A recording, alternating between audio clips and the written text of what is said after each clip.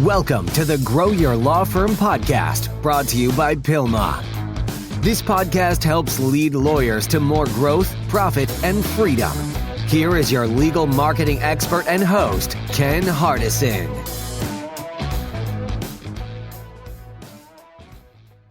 Well, hello, everyone. This is Ken Hardison, and welcome to another episode of Grow Your Law Firm. And today, I'm honored and pleased to welcome Frankie Fihn from Mexico. How you doing, Frankie? Ken, it's an honor to be back. And as we did some stuff many years ago at Pilma, it was probably some of my favorite times in my life, hanging with you and learning so much about law firms. And it's an honor to be back. Yeah. So Frankie worked with us. I talked to him one time. I think you were trying to sell me something or something. And I talked to you and I said, well, I want to hire you because I knew that you were really smart on this digital marketing at that time. And probably still today. I'm not the sharpest pencil. I know what you need. I just don't know how to make it work. Yeah. From a technical aspect. So first, kind of tell me your journey of how you ended up. I mean, because since you were with me, man, you've done a lot. You've traveled a lot. You've been around. You got married. You had children. Tell me your whole story about how you got in this business and where you're at and what you're doing. Well, to be honest with you, Ken, I never woke up one day and said, I want to do digital marketing. It's become a thing in the last 5-10 years where people want to, live the laptop lifestyle, it's called, and all that. But for me, it actually just I started in Windsor, Ontario, Canada, which is close enough to Detroit, Michigan to hear the gunshots. And I remember around 2007, 2008, it was the recession really hit that area hard, and the car companies, which basically employ either you worked for a car company or you worked for a company that supplied a car company or a service business that depended on them, and they were laying off 10,000-20,000 workers a day at one point. They would see in the newspaper hey, General Motors just fired 20,000 people. And so I didn't really have much going on. I was kind of trapped in that auto industry world. And a friend of mine was doing real estate down in Florida. He was flipping a bunch of short sales. And he called me up one day and said, hey, I wrote a real estate course and we're going to sell it on the internet. And I kind of laughed and I was like, no, buddy, you're going to sell your own real estate course on the internet. And he said, well, I'm not really good with computers. And you can figure this stuff out better than I could. And the truth was, I didn't really have anything better going on at that point. I had been to a couple of, job fairs looking for work and things like that. And so I decided, why not? And the only thing I found at the job fairs at those times, they were all kind of commission only sales jobs. You could sell insurance or things like that. I'm like, if I have to sell something, I might as well sell my own thing. And so that led me down to this whole journey of digital marketing. I kind of had the field of dreams idea. I just let you put up a website and people show up and buy your stuff. And it was very much if you build it, they will come. And that didn't happen. And I had to figure out how to generate traffic. So I spent 2 years, really just grinding it out, self-teaching myself SEO and just trial and error. I would read something and try it and read something and try it. And eventually I was able to get that site to number 2 for real estate investing, which is a super competitive keyword. Google sent us 100,000 free visitors a month.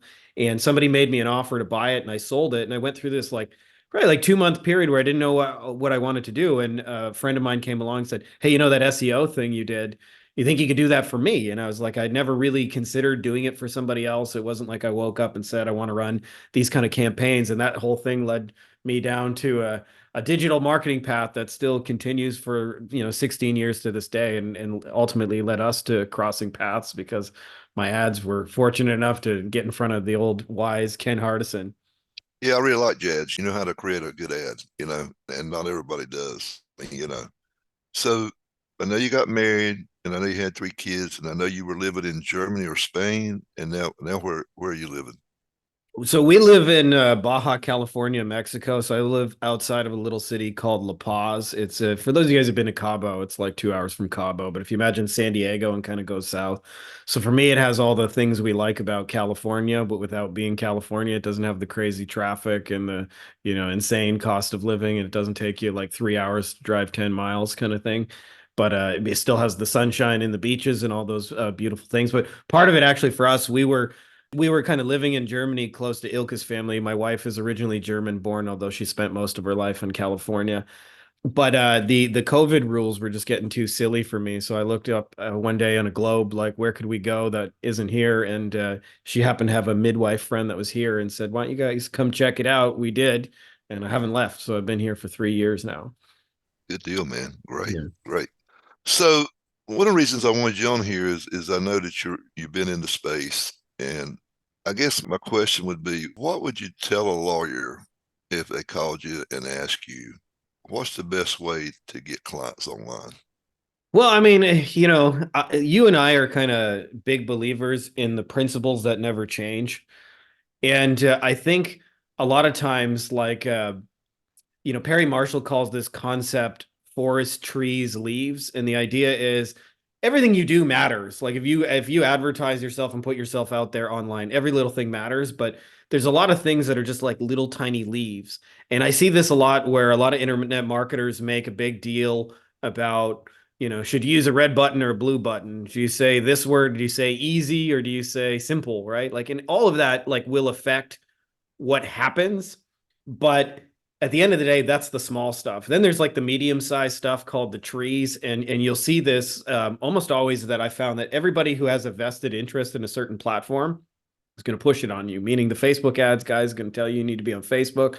The TikTok guy is going to say you need to be on TikTok. The radio guy is going to say you need to be on radio. The TV, guy is going to say you need to be on TV. And all of those things obviously matter, but those are like still medium-sized things to me.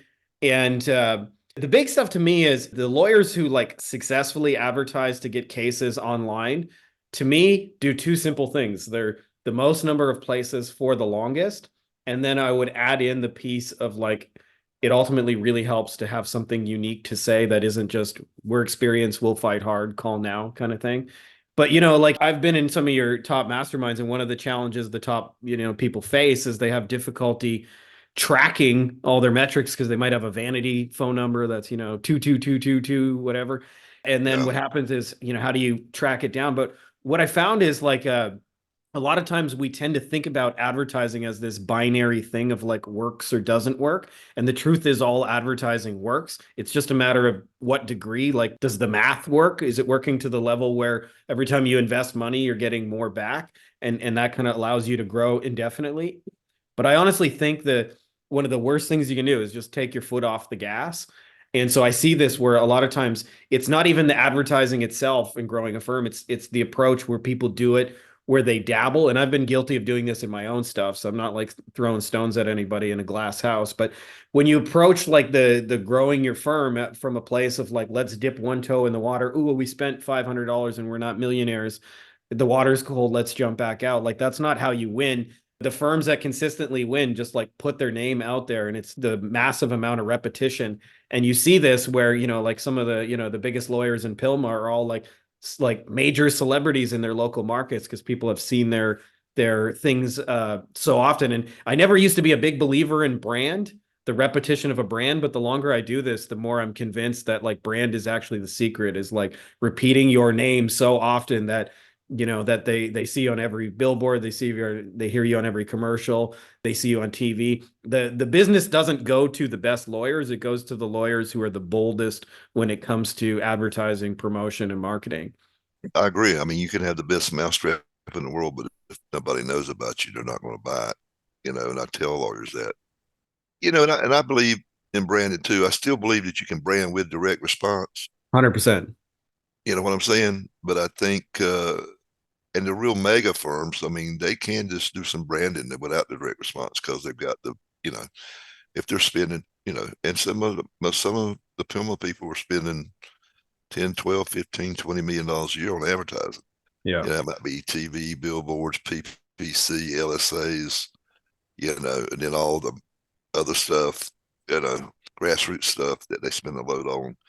But now you got all the social media now and those ads, and then you got streaming TV, like some people call it OTT. There's just so much out there. I mean, and Google will come up with something else to charge you some money sooner or later. I know they will. Yeah. They've already started. I saw something sneaky they're pulling off where when somebody clicks on your pay-per-click ad, especially the LSA ones you mentioned that are like on the Google Maps or the Google My Right. Business, whatever, As soon as they charge you for that click, they'll say, hey, do you want to contact other lawyers? And that way they can charge you 3, 4 times for the same click. But then, they're sharing that lead and it's kind of worse quality. Yeah. So here's something that we were talking about before we got on air, and I want to delve into it a little bit, and that's retargeting. And for the listeners out there who know what we're talking about, can you explain what retargeting is and how it works and the benefits and things like that?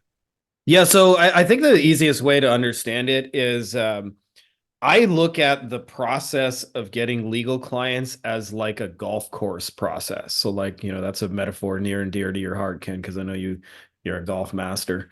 At least you play it. I play. I'm not a master, believe me.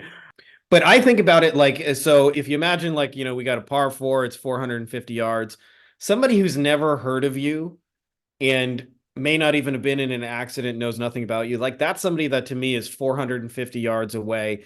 And almost always when firms think to grow, the first thing they think about is like, how can I get new people into the practice that are 450 yards away?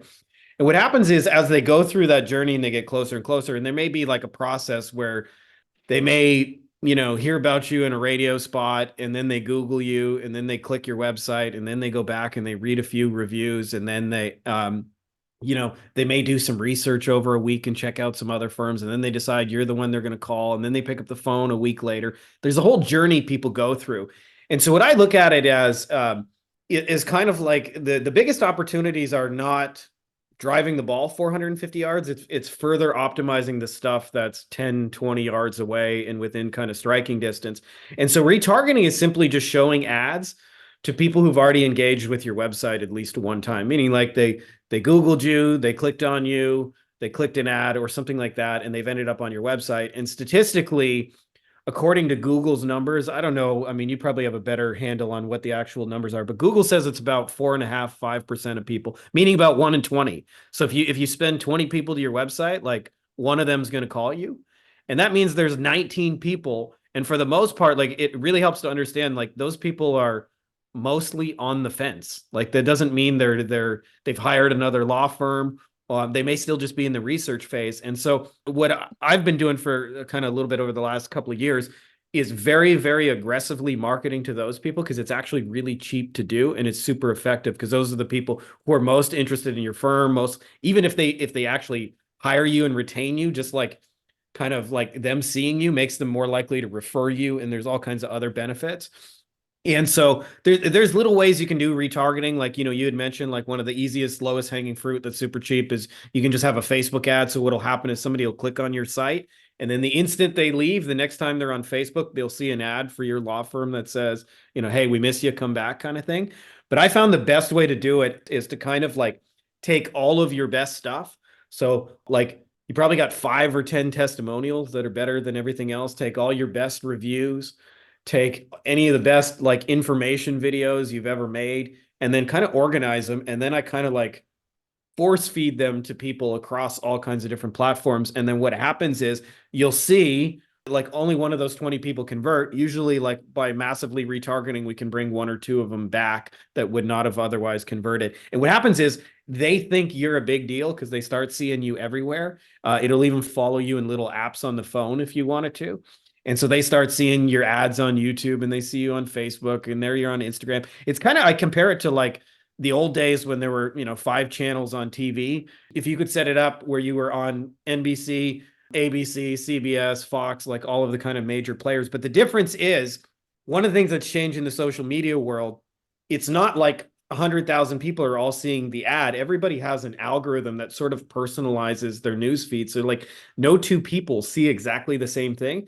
And so you're doing that effect where it seems like you're on every channel, but only to people who've shown they have an interest in your law firm. And I think it's like one of the wisest investments you can make, right up there with probably the second most, or one that I would consider also really close to the whole. You're a big promoter of like, run a newsletter and do it well and like get referrals because those are people who already know, like, and trust you. Those are all like close to the whole opportunities, if you will, like that are on the green or close by where you're chipping distance, where they've already engaged with you. And so the beauty of retargeting is like you show ads to people who are the most interested in you, but because it's not a large number of people, like you might only have 30,000 people that have clicked on your website. it actually doesn't cost a lot of money, but it's highly effective because you're engaging with people who've like, or again, they're 430 yards down the fairway, and now you just got to kind of chip them on the green and do a little bit of putting. Yeah.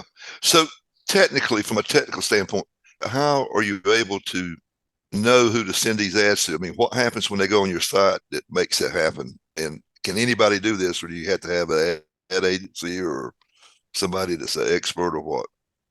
I mean, you can have anybody do it. It's obviously if you don't want to do the tech, it'll make sense to use somebody to do it. But the way they identify it is all of the different ad platforms have like a little bit of tracking code that they install. And so like for me, like when I go into Google and I log into my Gmail, I don't know about you guys, but I don't typically sign out of it. And so Google knows all the sites I visit.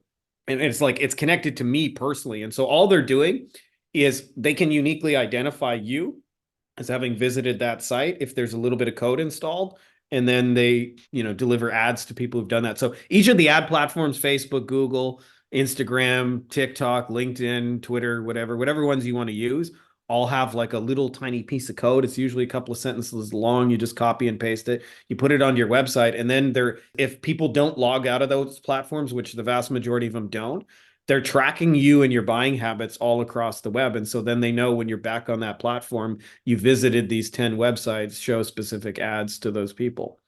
So I know, like, so yeah, you can put it to where it goes like little display ads too, like on Google, right? Like it's like, you ever shopped at Amazon, looked at something, didn't buy it, and then you go out and you search it on another site, and all of a sudden a damn ad pops up. I call it a pop-up ad. Yeah. But I guess it's display ads is what they call them.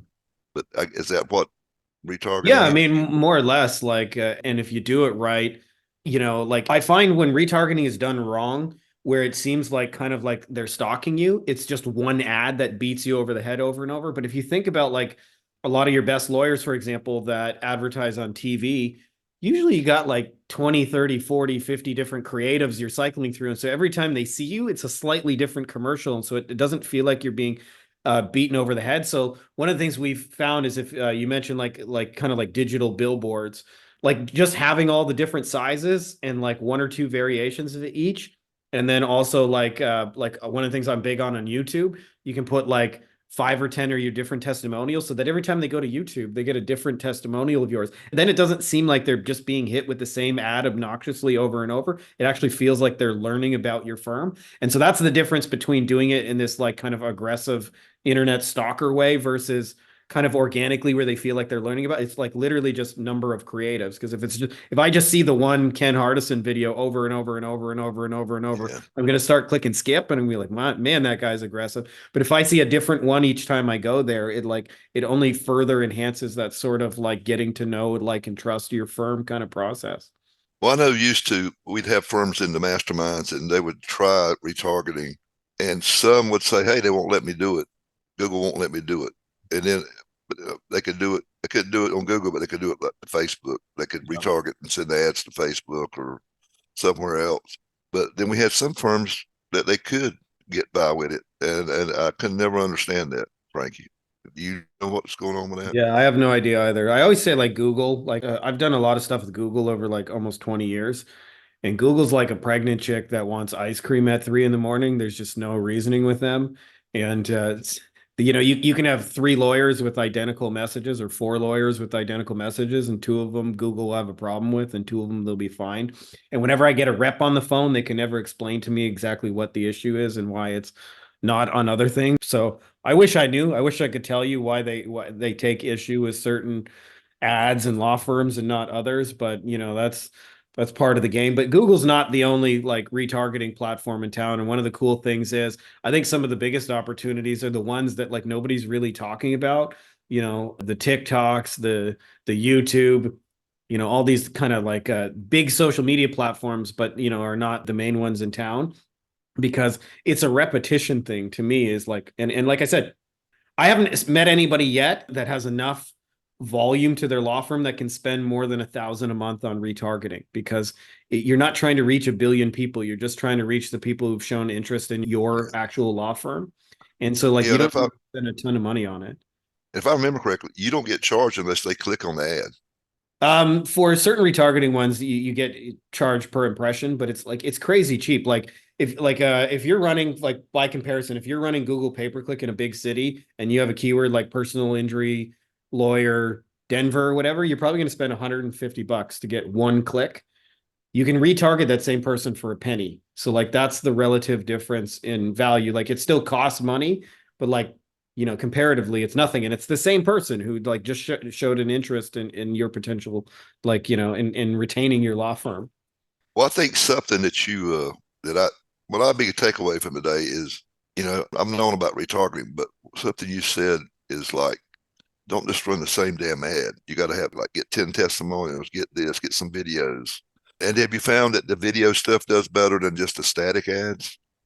Well, I find all of them work best together. It's like, it's really just this simple. It's like, get all the best stuff you have, organize it, and then turn all those into ads. So like you may have taken, 80 testimonial videos over the last decade, but there's probably 5 of them that are better than the other 75. Like turn those 5 into ads and show them again. If you got somebody crying saying like, they changed my life, whatever, like, turn that into an ad and show it. And then if you got 110 5-star reviews, like put that on a billboard and show people you got 105-star reviews. If you got a content video where you say like, hey, watch out for these tricks from the insurance company that they're going to try and pull, and that works really well, use that. So it's not necessarily like any one thing, but it's like literally you just grab your best stuff, load it all up into the ad machine. And then what happens is every time you drive somebody new to that website, it'll show those retargeting ads. And the beautiful thing is, unlike a lot of other creatives, you don't have to constantly cycle them because you're always going to be driving new people to your law firm. So the ads are always going to be new to somebody. And just by the sheer number of them, you're not going to beat somebody over the head and they'll like kind of fatigue in the same way, because it's a whole kind of ecosystem that kind of interacts with it. And I guess like you could even do like a book, get your free book, get your free report, whatever. Exactly. But I got a question. So when they click on this, I've seen this before in Facebook ads. It says shop now or whatever. I think you would have a different word for your ads. Click here maybe for a free consultation or for whatever, or to get a free report or whatever. Yeah. But do you send them to a landing page or do you send them back to your website? You can do both. I mean, it depends on what you have set up. But like the ad creatives are super simple. Like you said, a lot of what we do is just, hey, did life get in the way? Because that's actually the biggest reason. They could have been searching for lawyers on their lunch hour, and then, oh shit, the boss is coming by, close all that up, and then that's why you want to retarget them, so to remind them later of hey, we're still here for you, and then offer them the free consultation. We've tried both, and both work. Landing page without, because it's an ecosystem. By the time they click it, they may have seen you 100 times in like 10 minutes. So, a part of the reason it converts is, like, I call it pre-selling, but in many ways, the commitment to call you has happened before they even clicked on the ad. So like it's less important about the page, because, they've just seen 5 testimonials of yours, and they saw you got all these 5-star reviews, and then they saw a video of the lawyer. I got a guy in mind who's just one of your amazing Pilma members, one of the coolest lawyers I've ever met, who he's got a video where he flies privately to a guy's house to hand deliver a check. Like, if they got a video where he's hand delivering, yeah, good old Mo. If he's hand delivering a check, right? Like if they see all of that and then they click the ad, you can almost say anything on the website and they're going to convert, right? So it's almost everything that happens beforehand that does the conversion. And for that reason, we find, obviously, always every little thing matters in an advertising ecosystem, but it's more about what you do before they get to the page than it is actually about the page itself, we've found. Yeah, great stuff, man. Yeah, that's great. So wrapping it up, any other words of wisdom that you've learned in the last millennium? Well, I just say that, one of the things that I think will help a lot of lawyers out there is, and you and I have seen this struggle a lot, is lawyers are smart. And so a lot of times we make messaging that is way too smart for the end client. Like I've seen stuff where Ken Hardison is a plaintiff personal injury law firm with over 35 years of superior legal services, top-notch results, and blah, blah, blah, blah, blah. And it takes them a novel just to tell people who they are. And we found the people who do the best have like really simple messaging, sometimes like, in a wreck, get a check, like 6 words, right? And almost always is, the more you can simplify the messaging for the end client and talk like 3rd grade level, maybe even less than that. And there's some tools out there you can run your messaging for. you're going to have better results. Like I know it looks cool to a lot of lawyers to have really smart sounding websites and materials and in suits and we fight hard and we're aggressive and all those kind of things. But in many ways, the dumber you make it for the end consumer, the more successful you're going to be. So I think a big part of the job, like when it comes to advertising your firm, is just simplifying the message where you can say it in like, just a small handful of words and have people get it. Yeah. I've always, when I did all my consumer books, I had like 7 or 8 of them for different practice areas. I used to run it through HemingwayApp.com. Yeah. And I think there's other ones out there, but it would tell you what grade level. And I would never get it over a 6th grade level. I mean, it had to be 6th grade or below because, writing this for lawyers, writing this for most of the blue collar workers that, trying to get by week to week. And yeah, exactly. if they don't understand a big word, they'll just throw it down and say, oh, shit, I can't understand this. This is bullshit. Yeah. So anyway, any other apps out there or software? With AI now, it's probably 10 million of them. Yeah, actually, you can use ChatGPT. You can like copy and paste your whole thing into there and say like rewrite this at a 3rd grade level, and you actually don't even have to write it anymore. Where you don't have to see what level it is and rewrite it. You can just get the machine to rewrite it for you. Before we go, anything you've seen out there on because I'm really into this AI stuff. Any software, any apps using AI technology, artificial intelligence that you like? Yeah, I think there's 2 that I've seen that I think are going to have or maybe there's 3 actually that will have a really big impact. So one of those is called Air.ai, and there's probably going to be a lot of spin-offs of it very soon. But they were used by Tesla Motors, and they have AI voice calls. So somebody can actually pick up the phone, call your clients and interact with them. And if they don't know it's an AI, you can probably tell if you know it is and you kind of listen for it. But there's some calls you can listen to on YouTube, just like Google Tesla AI call. They're using Air.ai. And I think that's one of the things you're going to see is you're going to see law firms, especially after hours, move away from receptionists, move away from what's the big after hours phone company? I'm thinking of the Alert and some of the other companies, and you're going to see more people using AI tools because it's so much cheaper. I think Air.ai is maybe $100 a month. You get a dedicated salesperson, and you can load them up with all the questions and things like that you get answered. So I think that's a big one that isn't necessarily anything today, but I think in 2 to 3 years you're going to see almost everybody using it. Another one is called 11 Labs. So I can actually upload clips or voice clips. If I took this podcast, for example, and uploaded it to 11 Labs, it could clone both your voice and mine. And you can create audio content that is entirely AI driven. Sounds like it's in the voice of Ken Hardison, things like that. And it can be used for pretty unscrupulous means too. I've seen there was a lady in Canada who got extorted for 50,000. She got a phone call from her daughter saying, I've been kidnapped. I'm really sorry, Mom. I got in this horrible situation. And then her mom tried calling her to reach her, couldn't, and said, give me 50 grand and I won't hurt her. And the whole thing was just an AI voice. So I wouldn't suggest you use it for that, but the ability to create videos and audio podcasts. And then there's another one called slides.io.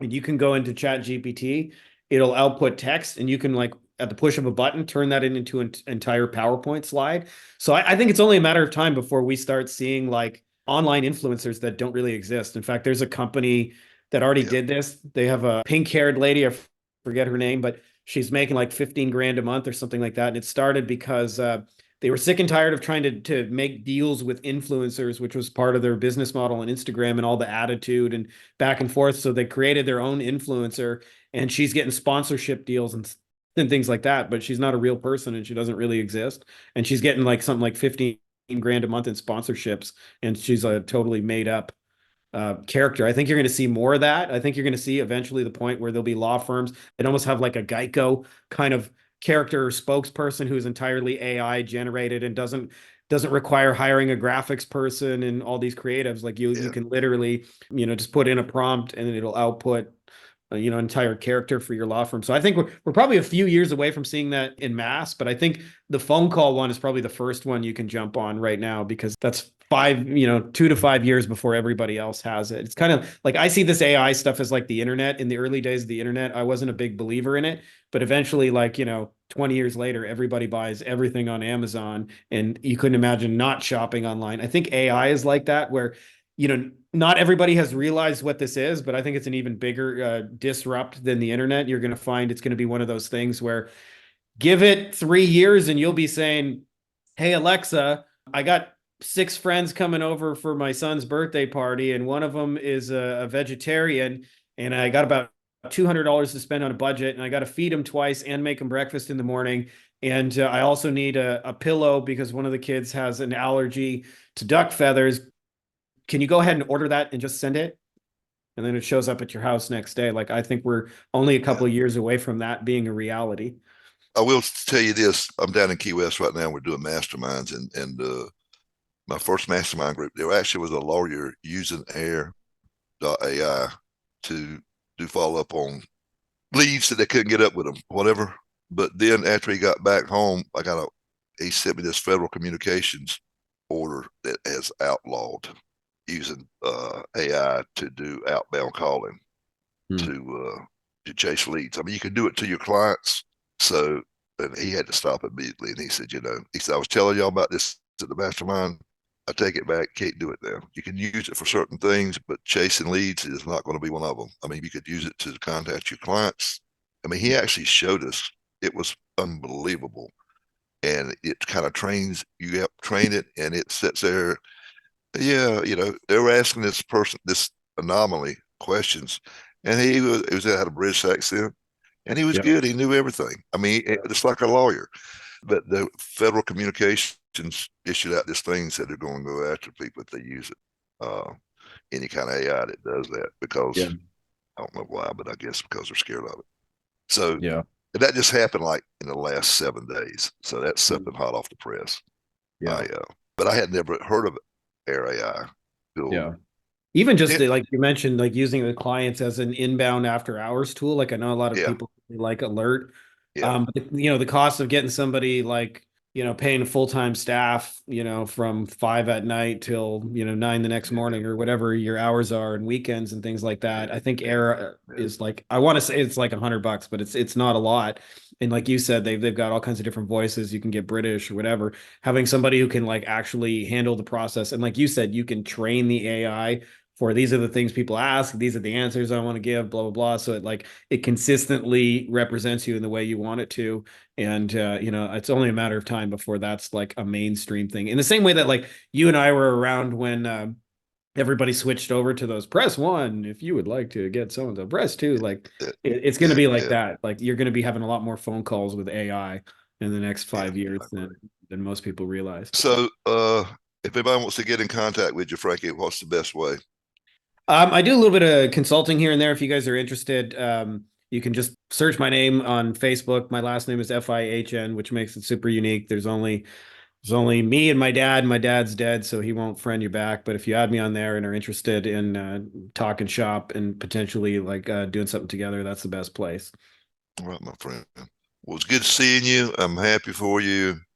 You're living the dream, my friend. Same, my friend. Watching you live it up in Florida, and before that, obviously in Myrtle Beach, you got you taught me so much about like not just building a law firm, but on doing it in a way where you actually get a life in that process, and you're not just 80 hours a week. And obviously, that from the experience of building a law firm, almost, I want to say the wrong way, but in a way where you kind of built your own prison, and you also know how to do it in a way where you can be fishing and hanging in Key West. So I think you're doing something right. All right. Until next time, this is Ken Hardison, dedicated to your success.